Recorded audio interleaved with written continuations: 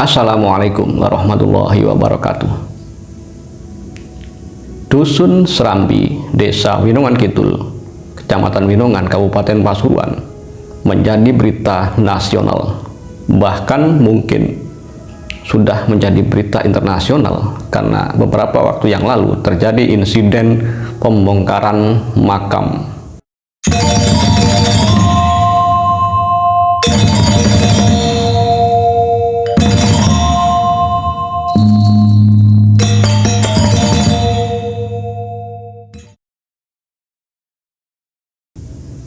Nah, saat ini kita akan berdiskusi tentang sejarah Kenyawatan Winongan, atau tepatnya sejarah panjang Kerajaan Winongan.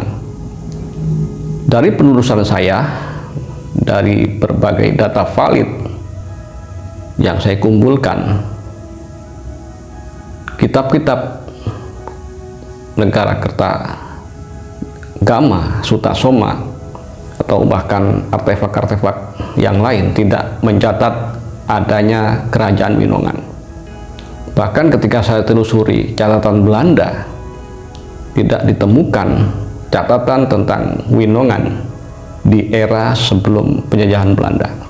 Akan tetapi di Winongan ini terdapat beberapa situs bersejarah berupa pemandian umum, makam para tokoh, baik itu raja maupun para tokoh agama dan empu. Menurut penelusuran saya, secara data, Winongan ini pernah berada di bawah pengaruh tiga kekuasaan besar. Yang pertama adalah di bawah pengaruh Majapahit akhir. Yang kedua di bawah pengaruh Kerajaan Mataram Islam. Dan yang ketiga adalah di bawah pengaruh penjajahan Belanda. Paling tidak, ini bisa dibuktikan dengan beberapa peninggalan, baik berupa situs makam maupun tempat-tempat keramat di Kecamatan Winongan. Kecamatan Winongan merupakan sebuah kecamatan di pelosok Pasuruan, tepatnya beberapa kilometer ke arah selatan dari Jalan Pantura yang menghubungkan Surabaya dan Probolinggo. Namun di era masa lalu, Winongan ini merupakan sebuah tempat yang pernah menjadi lokasi terjadinya beberapa peristiwa besar. Bukti bahwa Winongan pernah berada di bawah kekuasaan Majapahit. Yang pertama adalah adanya makam Mbah Kebut di area pemandian Banyu Biru di Desa Jambean, di Dusun Jambean, Desa Sumberjo, Kecamatan Winongan. Di area pemandian Banyu Biru ini terdapat dua makam sepuh, yaitu makam Mbah Kebut dan Mbah Tombro, di mana Mbah Kebut ini merupakan mantan prajurit Majapahit yang melarikan diri ketika Majapahit benar-benar runtuh oleh perang saudara. Kemudian karena kedua orang ini mu'alaf atau muslim, maka kedua beliau ini tidak bermigrasi ke Tengger atau ke Bali atau ke Banyuwangi, tetapi tetap berada di wilayah yang dekat-dekat dengan pusat Majapahit, yaitu di Mojokerto saat itu, tepatnya di Kecamatan Winongan. Dan di sini beliau ini, terutama Mbah Kebut, itu merupakan seorang empu atau pembuat keris, di mana keris beliau ini disebut dengan keris Winongan Wetan Kali karena memang letaknya berada di sebelah timur Kali Winongan. Kemudian juga bukti bahwa Winongan pernah berada di bawah kekuasaan Majapahit adalah lokasi pemakaman Serambi. Dari berbagai sumber yang saya kumpulkan, dan ini valid, bahwa tanah di pemakaman Serambi, khususnya di makam Mbah Angkreng Kusumo dan Empu Untuk atau Mbah Untuk, ini merupakan tanah perdikan hadiah dari penguasa Majapahit. Dan juga di sebelah timur Pasar Winongan terdapat makam Mbah Labuh Geni, Raja Winongan, yang pada akhirnya menjadi mertua dari Said Soleh Semendi, dan beliau ini keturunannya banyak yang berada di Bali. Bahkan beberapa keturunan Mbah Labuh Geni pernah melakukan penelusuran berdasarkan penerawangan bahwa bisa jadi letak kediaman Mbah Labuh Geni ini berada di desa Kebonjandi, yaitu di sekitar makam Mbah Sakaruddin Kebonjandi yang merupakan putra dari Mbah Said Soleh Semendi. Dan bukti bahwa Winongan pernah berada di bawah kekuasaan Mataram Islam adalah adanya makam Said Soleh Semendi, atau kan seorang dai dzurriyyah Rasulullah asli yang datang dari Cirebon. Bahkan ini mohon dikoreksi kalau salah ya, dari beberapa sumber valid yang saya baca, Said Soleh Semendi merupakan putra dari Sultan Hasanuddin Banten dan merupakan cucu dari Mbah Said Syarif Hidayatullah Sunan Gunung Jati. Dan di pesantren Mbah Semendi ini juga dulunya pernah nyantri dua orang santri yang merupakan keponakannya sendiri, yaitu Mbah Said Arif Sekoropuro dan Mbah Said Sulaiman Mojo Agung yang merupakan putra dari Syarifah Khadijah Bangil yang ternyata masih keponakannya sendiri dan akhirnya diambil sebagai menantu. Nah, bukti bahwa Winongan pernah berada di bawah kekuasaan penjajahan Belanda pada tahun 1820. Winongan merupakan pusat perkebunan tebu dan pabrik gula, bahkan hingga tahun 80-an atau 70-an masih ada sisa-sisa rel kereta api yang ada di Winongan sampai ke Warung Towo di Gondang Wetan. Nah, ada beberapa situs sejarah di Kecamatan Winongan ini, dan ini merupakan bukti bahwa wilayah Winongan merupakan wilayah yang sangat tua. Bahkan secara energi, saya akui secara pribadi, energi kesaktian para leluhur Winongan dan energi Winongan sendiri sangat besar.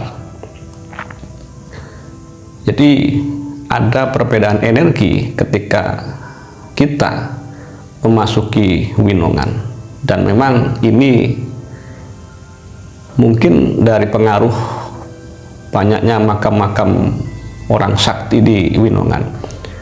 Yang pertama, situs penting di Winongan adalah makam Raja Murdangkoro yang berada di Dusun Gading, Winongan Lor, tepatnya di sebelah utara Pasar Winongan. Makam beliau ini sangat panjang, kira-kira 3 meter atau 2,5 meter, dan terletak di perkebunan warga. Bahkan ada yang mengklaim bahwa di sebelah timur makam Mbah Murdangkoro ini ada makam Meisin. Nah, ini apakah Meisin ini tokoh fiksi atau tokoh nyata, tetapi ada sebagian sumber yang mungkin tidak valid yang mengatakan bahwa ada makam Meisin di sana. Kemudian juga ada makam Mbah Angkreng Kusumo atau Ngangrang Kusumo yang berada di Dusun Serambi, Desa Winongan Kidul, Kecamatan Winongan, tepatnya di sebelah barat dari makam yang dibongkar warga kemarin. Dan sebelah timur sedikit, di sebelah selatannya ada makam Mbah Untuk atau Empu Untuk yang merupakan pemilik tanah sekitar Serambi ini karena pernah diberi hadiah tanah oleh pemerintah Majapahit. Dan Mbah Untuk merupakan salah satu empu pembuat keris Winongan Kulon Kali, karena memang Desa Serambi ini terletak di sebelah selatan sungai atau Kali Winongan. Kemudian juga ada makam Adipati Winongan, ini saya belum tahu lokasinya. Terus ada juga makam Mbah Labuh Geni, raja di Kerajaan Winongan ini, yang pada awalnya mengadakan sayembara karena anaknya terkena penyakit wabah ketika itu, dan disembuhkan oleh Mbah Said Semendi, Mbah Soleh Semendi, dan sembuh. Dan pada awalnya terjadi pertarungan adu kesaktian antara Mbah Labuh Geni ini yang masih belum muslim ketika itu melawan calon menantunya Mbah Soleh Semendi, dan pada akhirnya kalah dan masuk Islam, dan diambillah menantu Mbah Semendi ini. Kemudian juga ada makam Mbah Semendi yang terletak di Desa Bandaran, Winongan Lor, Kecamatan Winongan. Mbah Semendi ini seperti yang saya singgung sebelumnya merupakan seorang dai keturunan asli Rasulullah yang merupakan putra dari Sultan Hasanuddin Banten, tetapi ini tidak tercatat di Kesultanan Cirebon, dan merupakan cucu dari Mbah Syarif Hidayatullah Sunan Gunung Jati. Mohon dikoreksi kalau ini salah, tapi dari berbagai bacaan yang saya baca memang seperti itu. Dan ada juga makam Mbah Kebut dan Mbah Tombro ini di area pemandian Banyu Biru, Desa Dusun Jambean, Desa Sumberjo, Kecamatan Winongan. Kemudian juga ada Masjid Serambi, sebuah masjid yang diklaim sebagai masjid tertua di Pasuruan. Masjid Serambi ini berada di dekat lokasi makam yang dibongkar oleh warga kemarin. Bahkan pada tanggal 10 November diadakan katanya ziarah kubro ke makam yang dibongkar itu. Kemudian Masjid Serambi ini merupakan masjid yang sangat tua di Pasuruan, tertua di Pasuruan, didirikan pada tahun 1216 Hijriah, atau kalau kita konversi pada tahun 2025 ini telah berusia 219 tahun.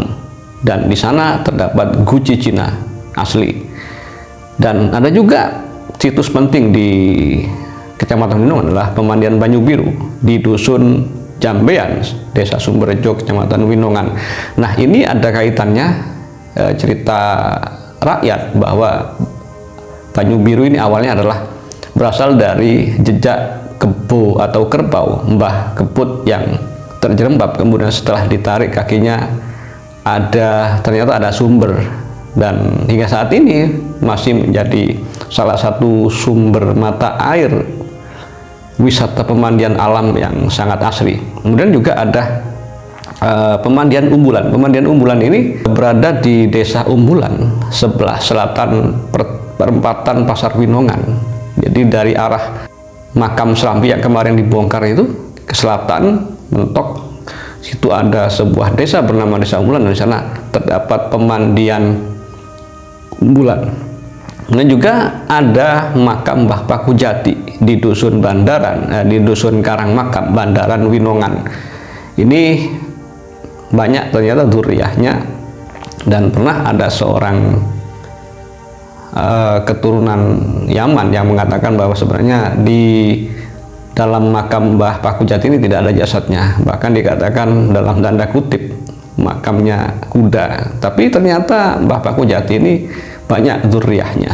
Kemudian juga ada makam Mbah Bodong di Dusun Karangmakam, aneh ya namanya, Desa Bandaran, Kecamatan Winongan. Dan ada juga makam Mbah Abu Darin. Ini sebenarnya bukan termasuk di wilayah Winongan, tetapi orang lebih mengenalnya sebagai area lokasi di Winongan.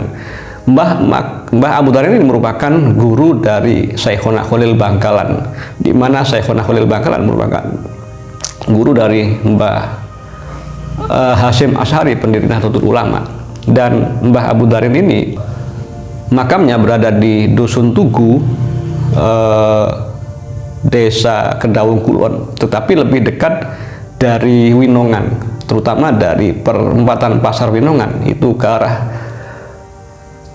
utara, akan sampailah di makam Mbah Abu Darin. Mbah Abu Darin merupakan tokoh yang sangat penting karena beliau merupakan salah satu guru dari Syekhona Khalil Bangkalan. Syekhona Khalil Bangkalan merupakan guru dari Mbah Hasyim Asy'ari. Nah,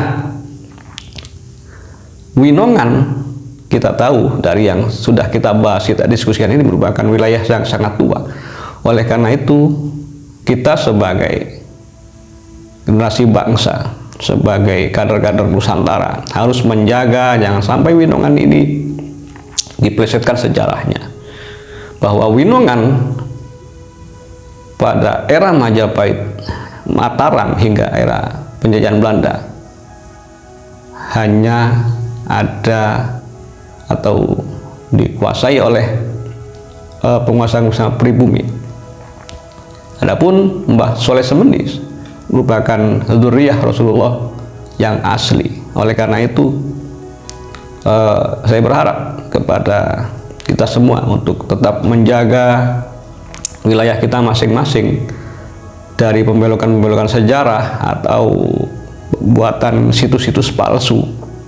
Karena apabila itu kita biarkan, kita maklumi, maka terjadilah apa yang dinamakan penghapusan sejarah, kemudian pembelokan sejarah, dan pada akhirnya nanti akan bisa jadi terjadi klaim sepihak seperti yang terjadi di Palestina yang dilakukan oleh Israel.